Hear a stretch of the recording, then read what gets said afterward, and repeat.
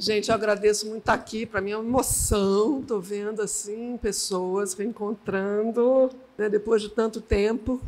Eu estou aposentada desde 2017, então ainda tive algum contato depois, por questões aí da vida, acabei não tendo muito contato com o programa de residência.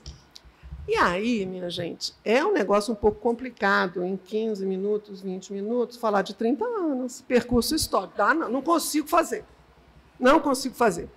Talvez se eu tivesse, né, um data show, começou aqui, acabou ali, não sei o quê, mas eu não sou muito assim. Né? Eu gosto um pouco de trazer o métier, as coisas ali mais básicas, né? De como é que, eu acho, então, vou optar por trazer como é que começou a residência, porque eu acho que olhar para trás do início da residência foi muito boa essa provocação, inclusive quando a Eliane foi conversar comigo sobre a primeira turma, como é que foi isso e tal, eu falei, opa, né? Foi muito bom, disparou assim, poder pensar outras coisas, e a gente não fazia registros, né, nessa época, porque a gente trabalhava na gestão, a gente trabalhava na clínica, a gente trabalhava na formação, a gente militava à noite no sindicato, ficava lá com aquelas reuniões do movimento, da militância, porque eu estou falando num contexto do final da década de 70, e depois vai chegando aí nos anos 80, a gente ali entrando para os trabalhos, militando, era 50 horas por dia, né, tendo a certeza que a gente ia fazer o mundo um pouquinho melhor. Eu acho que a gente foi fazendo. Né? Que, aliás, esse é o princípio ético da reforma, né? Um mundo um pouco melhor para todo mundo. Todos têm lugar no mundo. Né? E depois desse princípio ético, vem as outras questões que a gente vai fazer nossas escolhas teóricas, técnicas, estratégicas, de gestão e por aí vai. Mas, para mim, é uma questão mais importante. Por isso, inclusive, que a gente fala que você não pode falar em reforma psiquiátrica e saúde mental sem falar de direitos humanos. Né? Enfim, então, isso aí vocês têm como base, tal, colocado. Então, a gente realmente não escreveu sobre a residência. Nem passava pela cabeça da gente no início, fazendo o trabalho. Depois, quando a gente ia pensando em escrever as monografias dos residentes, vamos fazer caderno, vamos fazer um caderno da residência. Ia trabalhando, quando você via, ia. Né? Quando você está numa relação mais com a academia, você tem um tempo para isso. Né? Então, as pessoas que foram escrevendo sobre experiência de serviço foram pessoas que, geralmente, foram para a universidade fazer um mestrado ou um doutorado, e aí tinha um tempo para sistematizar as ideias. Né? Muita gente que fez isso. A gente que não optou por isso, achando que ia poder produzir, e aí vai entrar a residência, no espaço de trabalho, um espaço de reflexão, de produção de conhecimento e de registro disso também. Mas o envolvimento todo com todas as questões políticas e organizacionais, isso vai ficando. Né? Estou falando isso do meu ponto de vista aqui. Obviamente, o que eu vou trazer para vocês de início da residência é um ponto de vista. Né? Nós tivemos vários protagonistas fundadores. Né? Então, todos nós temos uma mesma linha, mas, obviamente, de cada lugar, né, você tem a singularidade dos protagonistas. Então, vai ser muito interessante a gente poder conversar com outros e, juntando esse material, de repente, escrever junto. Né? Pegar isso que a gente conversou, que você foi escrevendo, e, Paulo, acrescenta aqui a tua ponto de vista, fulano, tal, pá, porque é um grupão. E aí eu vou dizer para vocês o seguinte. Contextualizando, então, você pega década de 80, por que eu vou pegar na década de 80? Não vou lá para trás, que é muito complicado. Eu pude participar de uma experiência, fui coordenadora técnica do curso de psiquiatria social, que chamava, na Colônia Juliano Moreira, que o Pedro Gabriel, lá na época, criou esse curso, porque a gente já pensava, obviamente, nos espaços de militância, já entrando para os serviços, de que a gente não teria como trabalhar na reforma se a gente não mexesse com a formação universitária, com exceções assim, de professor dentro de algum departamento, na época, passava ao largo essa questão toda que a gente hoje trabalha e teoriza. Né? Então, isso estava bem claro, e isso foi, inclusive, o meu primeiro contato com a rede pública de saúde mental. Então, foi criado esse curso de especialização, em convênio com cooperação com a Fiocruz e com a Organização Pan-Americana de Saúde, na Colônia Juliano Moreira. Gente, isso tudo assim, discutido nas militâncias, juntando, fulano está aqui, um está lá. Essa dinâmica é muito interessante. Porque eu olhei para trás e o que me deu vontade foi trazer essa potência. Um estava no NIS, um estava na colônia, não tinha nada que tem aqui, não. Isso todo mundo conversando naquele período bravo ainda, estavam saindo da ditadura. Né? E a gente se reunia e discutia, não, queria no NIS isso, naquilo aqui, enfim. Né? Vou falar bem rápido, no tipo 1.5, 2.0 do áudio do WhatsApp, que senão não vai dar tempo. Mas, se tiver rápido demais, vocês peçam que eu dou uma diminuidinha, tá? Se vocês ficarem muito confusos. Estou tentando ali juntar essas questões. Mas, enfim. Então, na época, eu fazia formação, rapidamente falando também, num instituto bem radical na transformação, né, de IBRAPSE, que é outro capítulo da nossa história, que é interessante. E, na época, o meu analista formativo falou, tu quer entrar para a rede pública, eu vou te dar uma dica, fazer um parêntese aqui na terapia, grupal. A formação da gente era em grupo, a análise formativa era em grupo, supervisões era em grupo, nessa instituição, algo completamente diferente do que tinha em termos de formação, e não era formação em psicanálise. Psicanálise, grupos e análise institucional. E as turmas eram para todos os profissionais, porque as formações, na época, psicanalíticas eram só para psicólogos e médicos. Isso que eu estou falando no final da década de 70. De início era só para médicos, depois puderam entrar os psicólogos, era isso. O IBRAPSE surge como abrindo para todo mundo. Nós tínhamos sociólogos, economistas, filósofos, todo mundo. Para a clínica psicanalítica, não. Mas para a intervenção institucional. Para a leitura institucionalista, para trabalhar com a análise institucional. Então, por que eu estou trazendo isso? Uma experiência assim, que vai para além dos profissionais da saúde. Foi muito forte para mim isso, a formação. Nessa época, ele traz essa questão e fala, o Colônia Juliano Moreira está abrindo um concurso para assistência técnica do curso de especialização em saúde mental. Eu falei, opa! Quando ele me fala isso, eu estava saindo de uma pneumonia, não esqueço esse negócio. Eu falei, eu vou fazer. Aí fiz o trabalho que tinha que apresentar, peguei carta de referência, entrei assim, que eu conheci Pedro Gabriel e que eu conheci esse universo que a gente hoje está aí trabalhando da saúde mental pública. Enfim, e fiquei lá como assistente técnico um ano, depois coordenei 3 anos esse curso. Esse curso é o curso que fez 40 anos com Paulo Amarante na ENSP. Né? Ele foi na Colônia, passou por aqui, depois foi para a ENSP com Paulo Amarante. Isso é muito importante. E, nesse curso, foi de uma experiência brutal, porque a gente abriu para o Brasil inteiro. Nós estamos falando em 1982, eu entrei em 83, então, o primeiro ano desse curso eu não estava, peguei depois.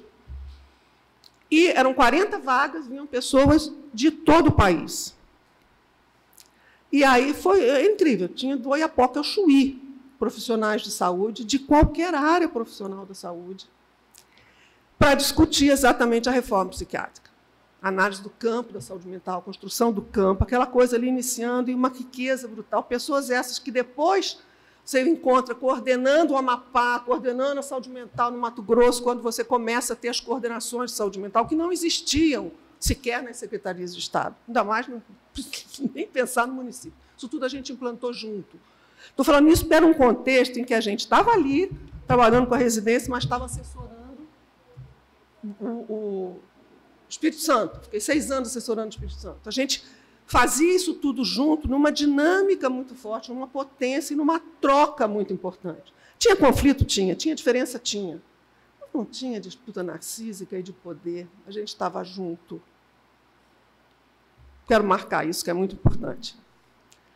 Enfim, dessa experiência do curso de especialização, que foi uma experiência assim, macro, quando o Perê chega no Rio e que ele resolve ser o diretor do Pinel. Pinel, a gente dizia que era boutique de luxo. Foi o último hospital a começar a entrar na reforma. Já estava no movimento, né, as coisas mexidas aqui dentro do CPP2, na Colônia Juliano Moreira também, a gente ali mexendo com as mudanças. Né? E o Pinel, não. Né?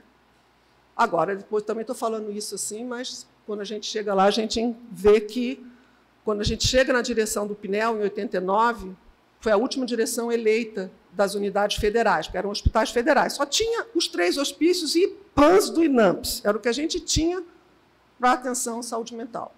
Lá também estou aqui caricaturando, obviamente com algumas exceções, mas era isso que a gente tinha no Rio. E o Pinel, quando a gente chegou em 89, os últimos 3 anos, eles tinham tido 6 diretores. Não tem como uma unidade se segurar assim. Projetos interessantes que tinham de trabalho, o ambulatório infanto-juvenil começando a atender, fazendo tipo um hospital-dia para crianças autistas psicóticas. Tinha um diretor que falou, saiam todo mundo, acaba com o serviço, não puderam nem se despedir das crianças, e vai para a enfermaria. Ou seja, é um hospital que estava muito mexido, né? Quando a gente chega perto, que a gente vê isso ali. Né? Ou seja, quando a gente pega o Perê pré-candidato, me convida para ir para a instituição, e aí já tinha colocado para ele a questão que eu achava importante a gente mexer com a formação, porque eu estava vindo da experiência do CEPS. Né?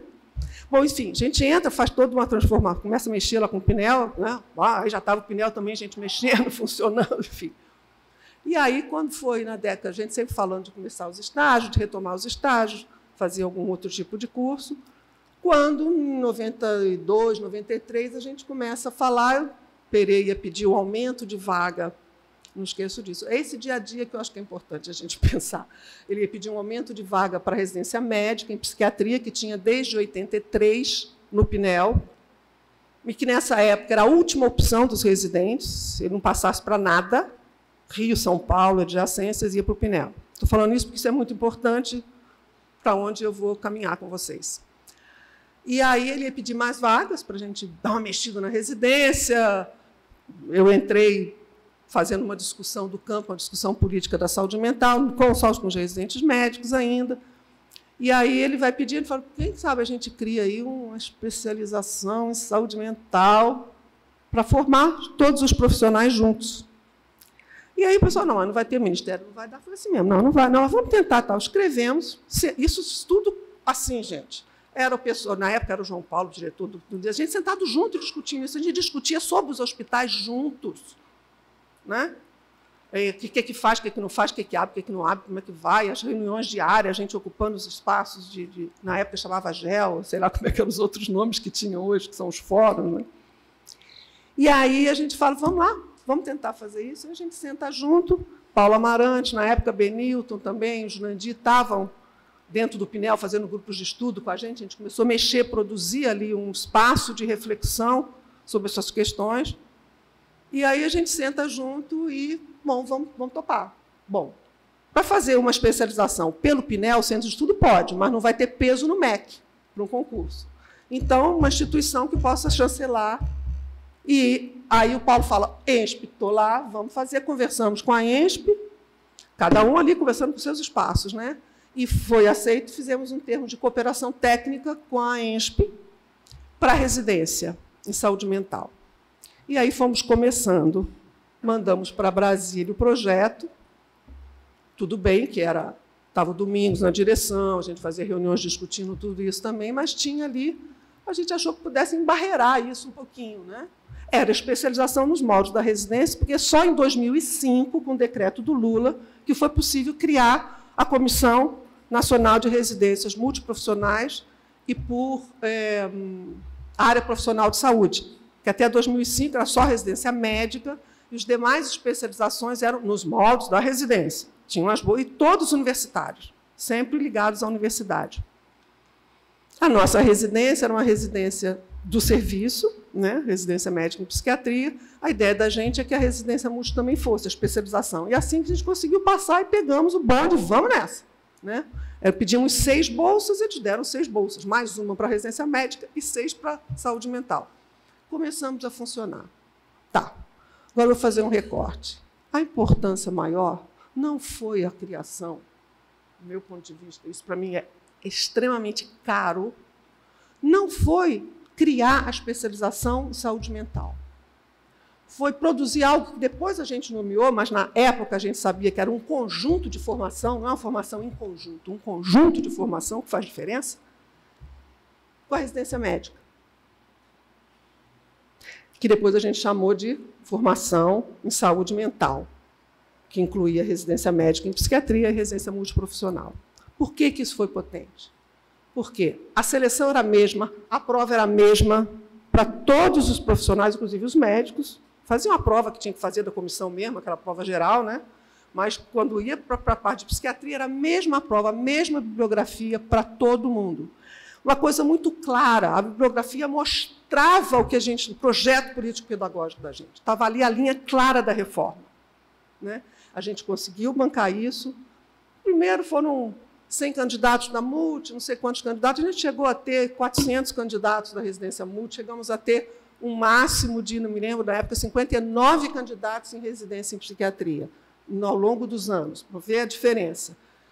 E a gente passa a ser a primeira opção dos residentes. De todo residente, não. O residente que queria trabalhar na linha da psiquiatria biológica tinha os lugares para ele procurar, né? De excelência nessa linha. Então, como você faz essa prova? O que você faz? Você já está selecionando. Você quer pessoas que tenham uma visão crítica, né? Para a gente estava muito claro isso. A gente quer formar para a reforma em saúde mental, né? Então, foi de uma riqueza, uma potência muito grande. Nós tínhamos a prova objetiva, uma prova de um trabalho, a gente saía 3 horas da manhã corrigindo. Prova dissertativa para esse povo todo e entrevista. Nós éramos 5 entrevistadores para um candidato e ninguém se sentia oprimido. A gente brincava, a gente ria, mas para não ter essa questão de tá aí, olha, o carinha entrou porque conhece a Marta, sei lá o que fosse. Não, eram 5 pessoas para limpar ao máximo, né, a área.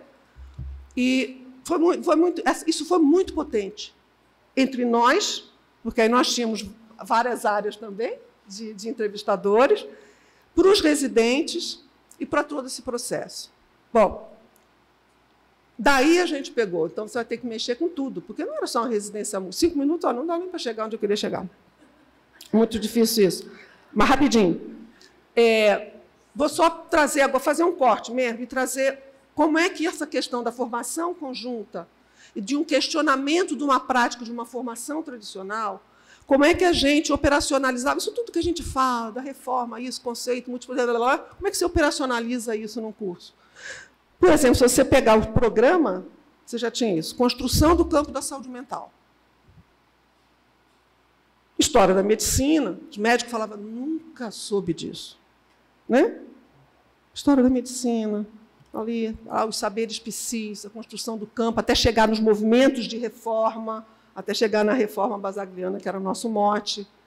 Tinha tecnologia, que a gente chamava tecnologias diagnósticas e terapêuticas, que ia desde as questões da clínica da subjetividade até a psicopatologia, psiquiatria clínica.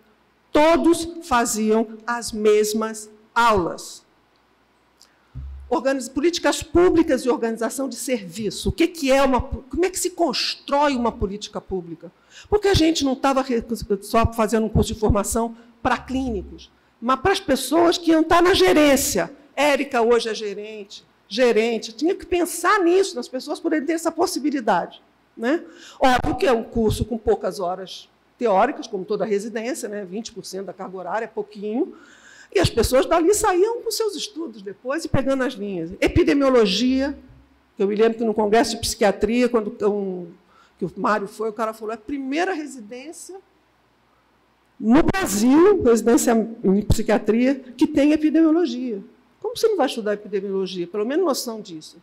Epidemiologia é a produção de massa crítica para mudar a vida das pessoas, como dizia o Benedetto. Você usar aqueles termos todo complicados sobre epidemiologia, não é isso. Produção de massa crítica. O que está acontecendo? Está chegando um bando de gente deprimida, o que está acontecendo no lugar onde essas pessoas estão? Né? Enfim. Então, isso foi muito potente, porque os profissionais chegavam, já tinham percebido o que estava no programa, e a gente chegava acompanhando isso nos cursos. Mais uma coisa, a grupalidade como eixo. E, para mim, isso é fundamental até hoje. Supervisões em grupo. Coremo, depois virou Coremem, que a gente juntava Coreme com a Coremo.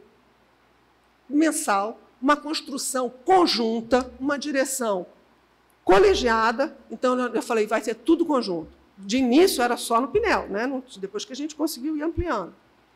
Todos nós juntos, enfim. Inclusive, o NIS e a Colônia, a gente foi ampliando. A construção desse programa foi coletiva com os próprios residentes. A experiência de construção coletiva era muito potente. Coreme saía pau quebrando, né? Era residente dizendo, esse serviço não está bom, lá não tem preceptor. Não, calma, nós vamos lá. Aí chegava no serviço, o que é? Aí teve um serviço que a preceptora falou, não vou dar preceptoria, não. Eu não estou atualizada. na psicofarmacologia, como é que eu vou dar preceptoria para o médico? Aí você chamava a colega e falava, você tem que se atualizar para a clínica, para te mostrar na época como as coisas eram, entende? Então, não vai ter residente ali. Plantão. O médico dizia, opa, tem residente, vou para casa, tomo page. Não tinha nada de celular, não. Aquele negocinho, né? A gente, os residentes, olha, eu não tenho preceptoria, fico no plantão sozinho, R1. Tá bom. Então, na segunda-feira, à noite, não vai ter residente. Isso é muito importante, porque para a gente tinha muito clara a importância da qualidade da formação, porque a gente também estava se formando junto. Né? Eu tinha 25 anos de idade, então a gente estava fazendo junto as coisas. E tudo muito coletivo. As supervisões eram médicos e os demais profissionais, todos juntos, com o supervisor médico, com o supervisor de saúde mental. Ou seja, essa questão de você formar na interdisciplinariedade estava ali presente. Né? A gente estava junto, estava discutindo seminários clínicos, a discussão, todos juntos. Só vou pensar algumas frases que, para mim, foram muito importantes. Inclusive, teve um residente médico que falou, eu voltei a pensar quando eu entrei para essa residência, porque a faculdade de medicina te faz técnico, né? Então, eu voltei a pensar no mundo, na determinação social da doença, nas práticas clínicas, na construção, no cuidado. Porque o cuidado é o que vem primeiro, né? E como diz o Ricardo Aires, cuidar das pessoas levarem a vida do jeito que elas querem. Essa, inclusive, é a base da redução de dano, viu, gente? Redução de dano não é diminuir aquilo. É isso aí.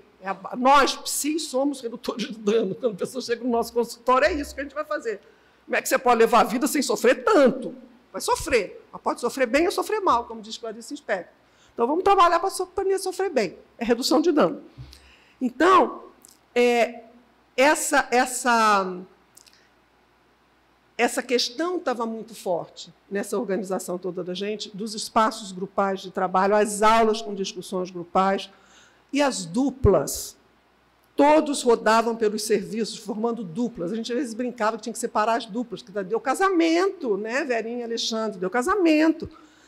Eram duplas de médicos e outros demais profissionais, rodando pelos serviços, um na potência do outro, né? Uma tranquilidade de estar junto com o colega e rodando. No início eram serviços, obviamente, no início da residência, dentro desses hospitais. Depois foram criando os CAPs, nós fomos saindo com a residência para fora. Né? Por mim, o Pinel já tinha acabado há muito tempo, a residência já podia nem estar passando mais pelo hospício. Aliás, a única frustração que eu tenho, não conseguiu acabar o Pinel antes de eu me aposentar. Mas foi muito, mas não estou falando mal, não, tem uma clínica, é o que eu dizia. Tudo bem, já que é para ter enfermaria psiquiátrica, que seja um laborde, né? Não precisa ser um manicômio tão ruim, pode ser um laborde, né? Da psicoterapia institucional francesa. Então, essa potência de estar com os médicos juntos, só para terminar, gente, o questionamento dessa prática, a questão diagnóstica, de poder trabalhar com os médicos, de que o diagnóstico não pode ser um diagnóstico sentença, que foi até um termo que o Mário usava. Não é um diagnóstico sentença, esquizofrenia acabou a vida, porque é isso que a gente encontrou quando começou a trabalhar. O diagnóstico tem o seu lugar, tem as variáveis clínicas e extraclínicas, análise de contexto do paciente, onde está, onde não está. A clínica é análise de contexto. Se você não faz análise de contexto, você não faz clínica. Aliás, você não vive. Você vegeta. Né? E isso é uma questão política, a capacidade de análise de contexto político. Não só para a determinação social, está nos livros, não. Você poder ir ampliando isso, para você traçar a sua clínica, que hoje a gente chama de projeto terapêutico singular, que não é tipo, fulaninho vai fazer tal trabalho, fulaninho vai para tal oficina, não é isso o projeto terapêutico singular. Né? Você poder trabalhar com um residente médico, que eu estou falando isso forte, porque foi mesmo, gente, trabalhar com um residente médico na discussão de que a medicação tem o seu lugar relativo, como mostrava para a gente Benedetto e tantos outros colegas. Um lugar relativo até para botar o sujeito em condição de estar pensando na vida dele. Você não medica a esquizofrenia, você não medica o transtorno de humor, você medica o sintoma. Acabou o sintoma, vai tirando remédio e vê se o cara vai precisar. Não, começa para o resto da vida tomando remédio. Por que eu estou falando isso? Porque me assustou que isso voltou a acontecer. A gente perdeu essa potência. E, nisso, perde um pouco a potência também da residência em saúde mental, porque não tem esse convívio, essa produção coletiva. Né? E você colocar, por exemplo, os médicos podendo discutir sobre a questão da construção subjetiva do sujeito, é riquíssimo isso. né? Então, você tinha ali uma possibilidade de troca muito grande, né, entre todos os profissionais. Resgatar a questão com preceitos... Agora vou terminar mesmo. Mais uns preceitozinhos mais assim, marcados, por exemplo, dentro da nossa linha de pensar, da minha linha de pensar, né? Primeiro, essa coisa de que a gente trabalha na saúde, trabalha em defesa da vida com qualidade, né? E nós somos técnicos de cuidado. O Barenbrich dizia técnicos da ajuda, né? E, junto com a área, ajudar a viver a vida da forma que ele quer, não é da forma que você quer. Então, essa capacidade de você discutir, não quer remédio, não? Vamos fazer outra coisa sem o remédio e tal. Estou falando isso porque hoje tem muito CAPS que é remédio. O cara é esquizofrênico, vai remédio. Está ouvindo vozes, vai remédio. E a gente, na época, mostrando e fazendo os grupos e mostrando que você podia trabalhar, né? A gente ia retirando a medicação, era uma coisa interessantíssima, os residentes ali circulando, levava os residentes para dentro da doutoreira. Olha só, se você não atender legal, o cara vai acabar aqui. Eu fazia um circuito pelo Rio de Janeiro, entrando nos hospitais com os residentes, médicos e de saúde mental. Olha para onde os caras estão vindo, olha o que a gente quer acabar. Né? Na prática, esse era o dia a dia da questão ali da reforma. A questão de que não é o que faz o psicólogo, que a gente chegou, né, até hoje, é isso que faz o psicólogo. Não interessa, o psicólogo pode plantar, eu posso plantar bananeira. A questão é que práticas eu produzo, e isso você vê nos livros hoje, quando a gente discute a questão da prática, que práticas eu produzo com esses saberes. Que prática eu produzo com conhecimento da psicanálise? Que práticas eu produzo aqui? E por aí vai. Né? Equipe multiprofissional é uma equipe de trabalho, que ela só se constitui, uma equipe só se constitui trabalho com a vida do paciente, que é o nosso objeto de trabalho, essa experiência de sofrimento, ali, como diz o Basali. E não é difícil trabalhar com equipe interdisciplinar. É difícil, psicólogo, isso, aquilo, outro. É difícil trabalhar com pessoas, a convivência é difícil. Se cair um pouco nessa realidade, que é difícil conviver com a diferença, seja ela de especialidade, seja ela de gênero, seja o que for. E a gente poder botar isso em questionamento nos espaços de supervisão, né? Tendo a clareza de que a supervisão tinha as supervisões específicas, as preceptorias de especialidade, e a gente fazia discussão de processo de trabalho, análise dos processos de trabalho, dentro dos serviços, depois ampliando. Então, podendo analisar, não é criticar o serviço, aquele serviço está ruim e tal, não sei o que. Não, era tipo, o que está acontecendo? O que está produzindo? O que você pode fazer, e nós também, para mudar o serviço? Né? Então, todas essas questões estavam muito fortes, esses princípios mínimos, né? A janela ética da alteridade, o outro existe, e da vulnerabilidade. O outro existe e a relação sempre é assimétrica. Esses são os nossos fundamentos. Depois você vai fazendo as escolhas éticas dos princípios. Né? Mas isso é de uma importância muito grande. Para a gente, o mais importante para os residentes era muito mais isso do que ensinar a atender. Um residente médico, uma vez, falou uma coisa que foi muito importante. Ele disse, olha, está difícil a gente correr atrás, porque a gente está fazendo uma formação. O pessoal da saúde mental está fazendo uma especialização. O que eles quiseram dizer? Já tinha esse percurso da universidade, já tinha lido, né? E eles estavam ali chegando nu e cru para essa realidade que a gente estava apresentando. Não só a realidade prática da vida, como as questões teóricas e técnicas. Né? Então, eu paro por aqui. Mas eu queria trazer a importância dessa potência para a formação multi. E não deixar isso cair de jeito nenhum, gente. Eu sei que já caiu, mas